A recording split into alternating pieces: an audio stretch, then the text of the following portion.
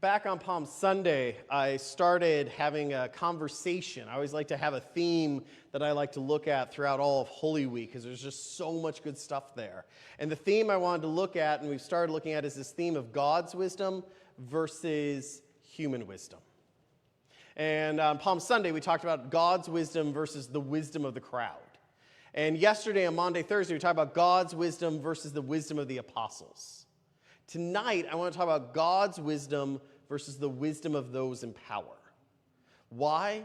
Because that's really who we meet tonight. We meet Herod. We meet Pontius Pilate. We meet the Sanhedrin. We meet all these folks who've sort of played small characters, background noise throughout all these stories of Jesus up to this point. And now, Jesus finally, face to face, meets most of these people, or at least most of them for the first time. And what strikes me the most is how much these folks who are sitting there literally at the foot of God have no clue what is really going on. They don't get it. I mean, you think about it. Pilate is sitting there. He is educated. He has all the power of the world behind him. He has the Roman Empire to back him up. Literally, upon one call, he can deploy 10,000 soldiers to kill pretty much anyone he wants. And if that's not enough, he can call in 30,000 more from the surrounding area. Herod's this man who's sitting in this impossible situation. He's got Rome on one hand, his people on the other, and he's walking this tightrope in between the two. They're both brilliant people. If you're talking about like intellect, they're both powerful people if you're talking power. And yet, Pilate has a pretty close to nonsense conversation with Jesus. He's like, "Are you the king of the Jews?" Jesus is like, "Well, you say I am." Pilate's like, "Who the heck do you think you are? Do you not know who I am?" And I think it's in that moment, or in the moment in which Herod mocks Jesus, that we get to the core of why those two folks cannot understand the moment in history they're in, what they will be remembered for all of history, they will think is a Friday. I mean, think about it. When Jesus shows up to Pilate, Pilate's like, "Who is this dude? Okay, you're the king of the Jews. That's great. Okay, do you say you're the king of the Jews? Okay, do you not understand who I am?" Right? I mean, that's basically the conversation. And he says, "Oh, you're a Galilean. You know what? You are not my problem. It is a Friday, and I'm trying to clock out of here. So I'm going to take you, use a technical procedure, and I'm going to make it my colleague's issue." We've all probably had that colleague at least once in our life who's like, "Dude, I'm out of here." Okay? It's that email you get at like 4:58 requesting something, right? Does that.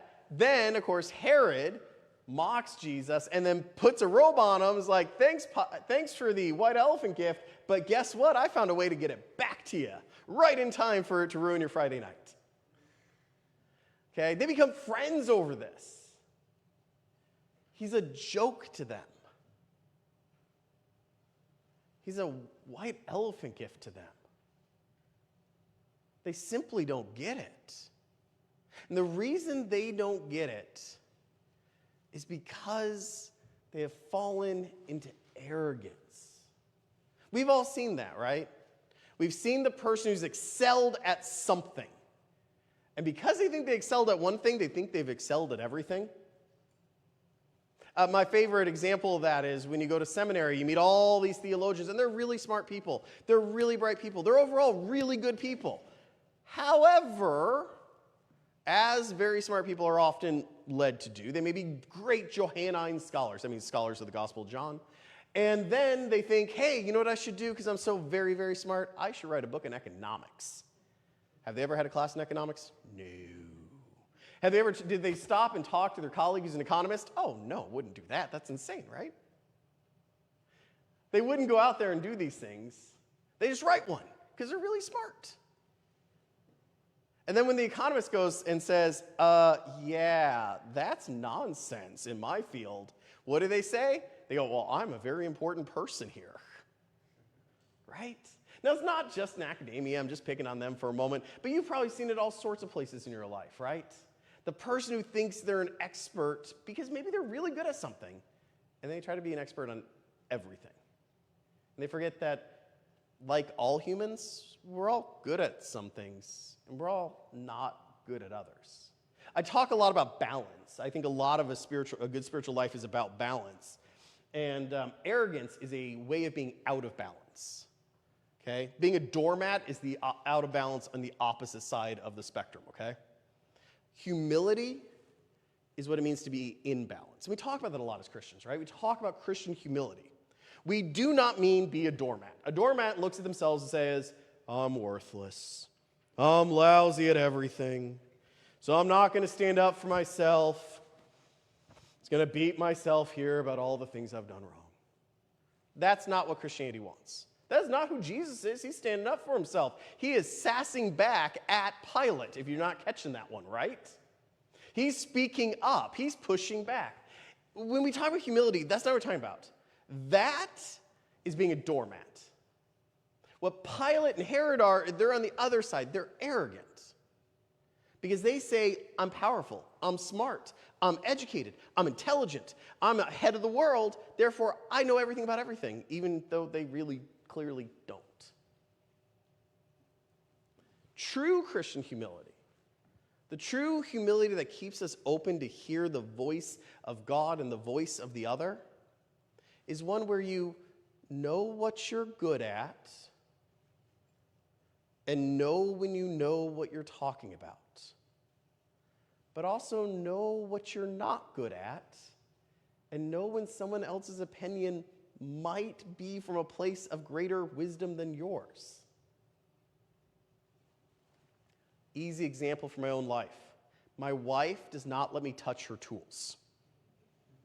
Okay? I'm a really smart man. I know a lot about a lot of things.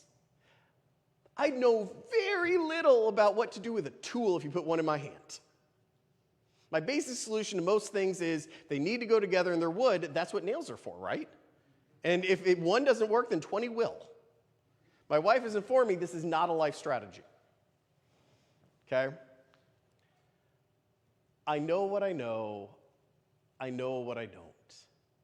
It's a hard thing to remember for all of us, particularly those of us who are very talented. Because when we're really talented, we may walk in a world in which we're the boss, or we're the person, or we're the whatever, and our opinion matters 9 to 5 all the time, really big, because people really care. It's hard to remember that you may be the expert at your job, you may be the expert in your industry, you may be the expert at whatever it is you do.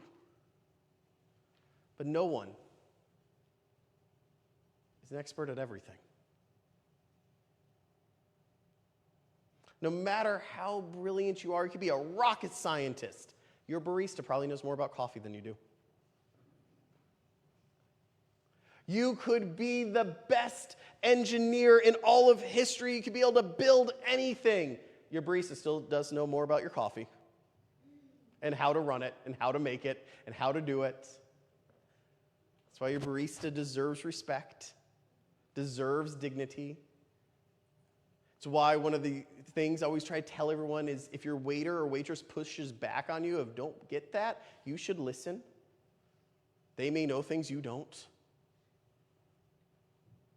See, when we carry that proper balance, we live into the wisdom of Christ because we can hear the wisdom of everyone around us,